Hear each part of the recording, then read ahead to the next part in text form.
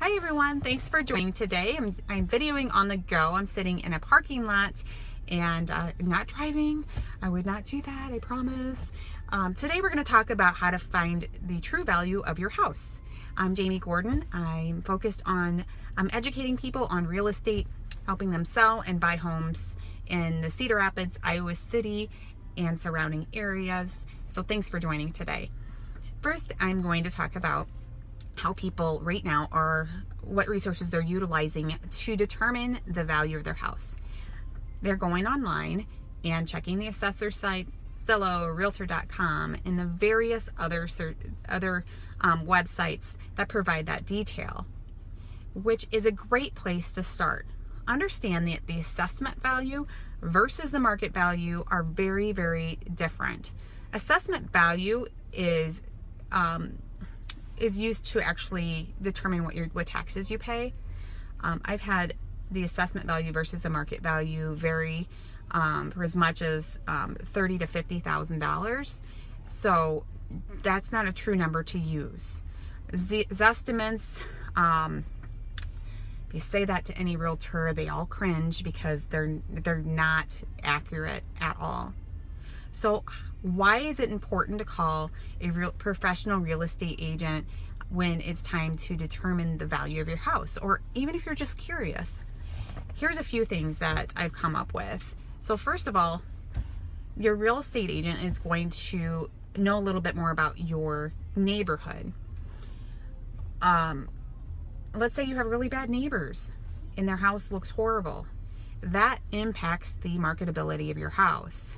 Now, I don't want you to go knocking on your neighbor's door and saying, hey, you need to clean your stuff up. But honestly, if you're planning on selling, that might not be a bad idea, just to make a suggestion and just say, hey, we're planning on selling in the next year.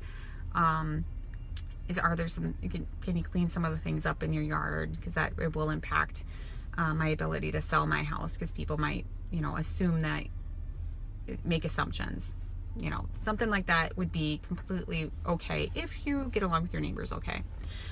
The other thing is understanding the true feel of the house.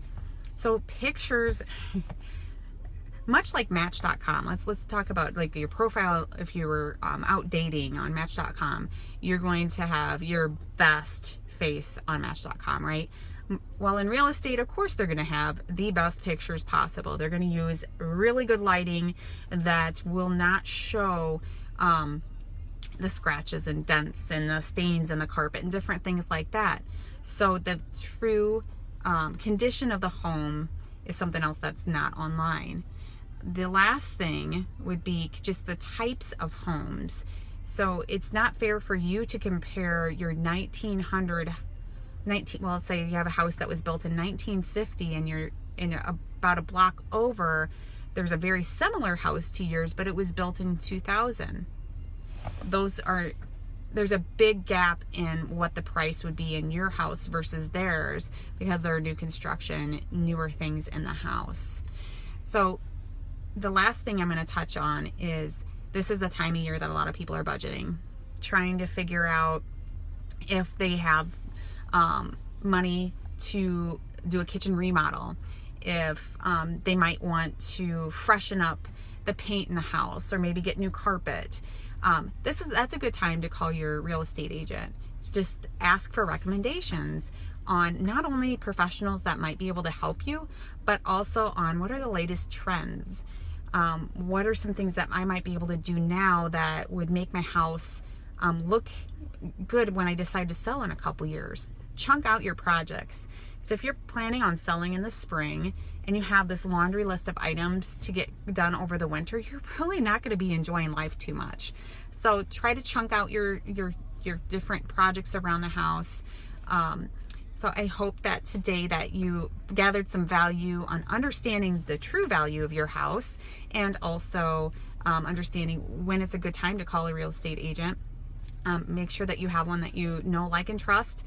And I hope that you have a blessed day. Thank you.